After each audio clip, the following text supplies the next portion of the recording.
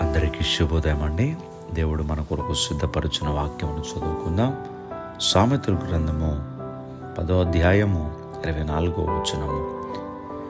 నీతిమంతులు ఆశించున్నది వారికి దొరుకును.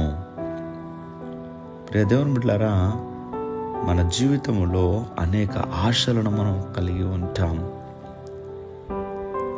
మన ఆశలు నెరవేర్చబడటానికి దేవుని యొక్క వాక్యము ఏ రీతిగా ఉండాలో మనకు తెలియపరుస్తోంది. నీతిమంతులుగా మనం ఉన్నప్పుడు మన ఆశలు నెరవేర్చబడతాయి.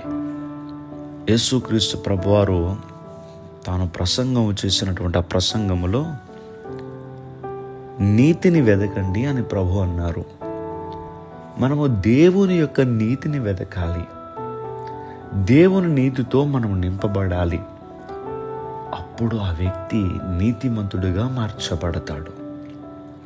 అందుకని భక్తుడు అంటున్నాడు, నా నీతికి ఆధారమగు దేవా అంటున్నాడు. అంటే దేవుని నీతితో మనం నింపబడాలి. అప్పుడు నీతిమంతులుగా మనం మార్చబడతాం. నీతిమంతులకు కలిగేటటువంటి ఆశలు, ఎందుకంటే దేవుని నీతితో మనం ఎప్పుడైతే నింపబడతామో, ఆయన నీతి కోసం మనము కనిపెట్టి ఆ నీతితో మనము నింపబడినప్పుడు మనకు కలిగేటటువంటి ఆశలు కూడా లోక సంబంధమైన ఆశలు కలగవండి. శరీరాశ, నేత్రాశ, జీవపు డంబము ఇలాంటి ఆశలు కలగవు. దేవుని నీతితో మనం నింపబడి ఉన్నాం కనుక, ఆయన నీతి మనలోనికి వచ్చినది కనుక, కీర్తనాకారుడు పలికిన రీతిగా నా నీతికి ఆధారమగు దేవా అన్నాడంటే ఆయన దేవుని నీతి మీద ఆధారపడ్డాడు. అలా మనము కూడా దేవుని నీతి మనలోనికి వచ్చినప్పుడు మన ఆశలు కూడా మారిపోతాయి. ఇప్పటి వరకు మనం చెప్పుకున్నట్టు శరీరాశ, నేత్రాశ, జీవపుడం ఇవి పని చేయకుండా దేవుని కొరకు ఆశ కలిగి మనం ఉంటాం. మన ఆశలన్నీ ఒక ప్రత్యేకమైన అయిపోతాయి, కానీ లోక సంబంధమైనటువంటి ఆశలు మనలో పనిచేయవు. నీ జీవితము కొరకు నువ్వు ఏమైతే ఆశపడుతున్నావో అది జరగాలి అని అంటే దేవుని నీతితో నింపబడు.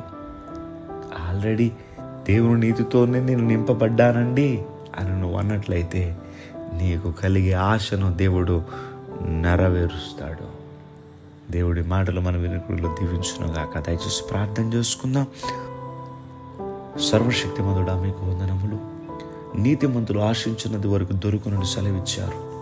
మీ నీతితో మమ్మల్ని నింపి ఈ లోక సంబంధమైన ఆశలు కాదు, కానీ మిమ్మల్ని గురించినటువంటి ఆశలు మా జీవితంలో నెరవేర్చమని ప్రార్థన చేస్తూ, ఈరోజు నిబిడలు వారి పనులు ప్రారంభిస్తుండగా వారి పనులకు తోడుగా ఉండి వారి అవసరములన్నీ కూడా తీర్చి నిబిడలు చేపట్టుకుని మీరు నడిపించమని యేసుక్రీస్తు వారి యొక్క నామం పేరట అడిగి వేడుకుంటూ నా మా పరమ తండ్రి.